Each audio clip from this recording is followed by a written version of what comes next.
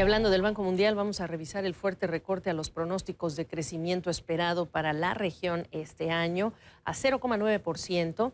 El dato de octubre marcaba una expansión esperada de 1,6% y ese otro dato ya era rebajado. Venezuela influye en esta baja, en esta última, la más reciente, aunque no es el único factor, pero sí califica la crisis como la peor en la historia moderna de la región. Pronostica, de hecho, una contracción del 25% para este 2019. Sacando a Venezuela, por cierto, se prevé una expansión en la región de 1,9% este año. También está marcando el desempeño negativo o débil que espera de otras economías, citando, por cierto, a Brasil, a México y Argentina. Y ya metió lupa y nos ayuda con su perspectiva Fernando Lozada, consultor y economista. Saludos hasta Nueva York. Fuertes los recortes, Fernando, y como siempre, mirando a lo que está pasando en el mundo, no es difícil adivinar cuáles son los factores externos. Correcto, un placer estar aquí, Gabriela. Desde el comienzo nomás, el Banco Mundial nos está diciendo que la historia se está complicando. El título del informe es Cuando el mito choca con la realidad. Las causas que el Banco Mundial menciona incluyen, yo creo, causas externas y causas también domésticas. Lo externo es lo que ya sabemos. La economía de China se está desacelerando, la economía de Estados Unidos se está desacelerando en forma gradual. Y como consecuencia de esto, el impulso que América Latina estaba recibiendo por parte de altos precios de materias primas ya no va a ser lo que era entonces. Si bien los precios se han recuperado desde fines del año pasado, todavía estamos muy por debajo de los niveles que vimos en el año 2014-2015. Así que desde ese lado la cosa se ve mucho más suave que antes. Y además de esto, hay una serie de factores que son específicos de cada país y en general están asociados con desarrollos políticos. En el caso de Argentina, por ejemplo, la incertidumbre que están enfrentando los inversores antes de las elecciones presidenciales de fines de este año.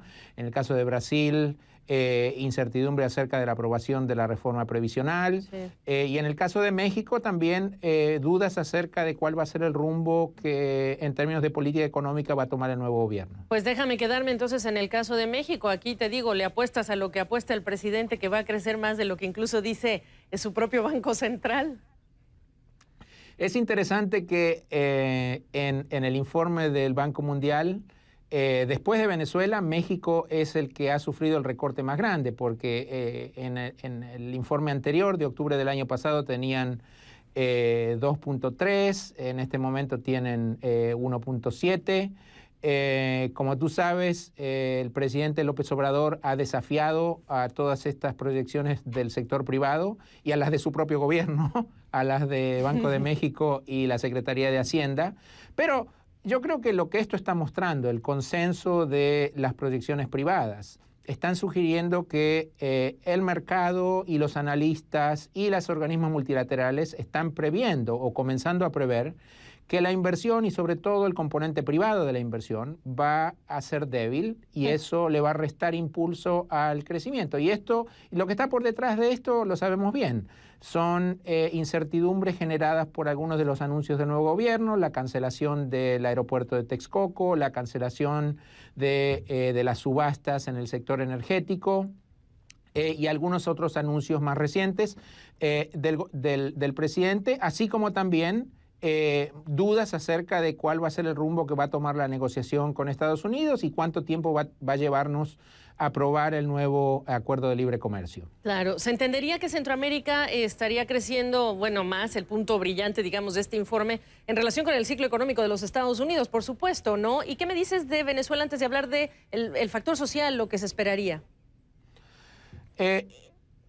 Te puedo decir, Gabriela, que yo soy lo suficientemente mayorcito ya para haber visto un gran número de crisis financieras y económicas en América Latina y en el resto de mercados emergentes, pero no recuerdo y nunca he visto una de la magnitud, de la intensidad y de la duración de la crisis económica venezolana.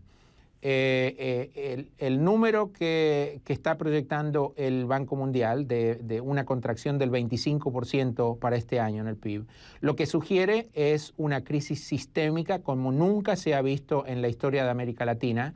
Y esto acarrea, yo creo, fenómenos que van mucho más allá del numerito del PIB. Una contracción de esta magnitud sugiere que el tejido social del país se ha deteriorado, sugiere que va a haber consecuencias que van mucho más allá de la economía y ya las estamos viendo, por ejemplo, un éxodo de ciudadanos de Venezuela masivo, es decir, que el impacto de esta crisis va a ir mucho más allá de las fronteras de Venezuela. Y como consecuencia de esto, yo creo que la misma estructura política del país en el futuro, independientemente de cuál vaya a ser el régimen que tengamos, régimen político que tengamos en el futuro, no va a ser como la Venezuela que conocimos en el pasado. Y entonces el resto de países que no son Venezuela, implicaciones sociales más allá de, como tú dices, el numerito. Yo creo que esa es la parte más importante de este informe, Gabriela. Esto no es simplemente un ejercicio académico en el que nos juntamos los economistas y decimos, bueno, antes era 2,5, ahora va a ser 1,5 y ahí se termina todo. Hay consecuencias bien importantes detrás de estos números. Toma, por ejemplo, el caso de México. México es la segunda economía más grande de América Latina. El PIB de México está en alrededor de 1.400 millones de dólares, 1.4 trillones de dólares por año. Medio punto del PIB de México es alrededor de 7.000 millones de dólares. Es decir, que esta contracción que proyecta el Banco Mundial sugiere que va a haber 7.000 millones de dólares menos que se producen. Esto tiene que generar menos ingresos fiscales y como consecuencia de eso también va a haber menos recursos para hacer transferencias sociales, para educación, para salud, etcétera, etcétera. Me comí el tiempo, pero te agradezco muchísimo toda esta perspectiva. Gracias, Fernando. Gracias, como siempre. Regresamos.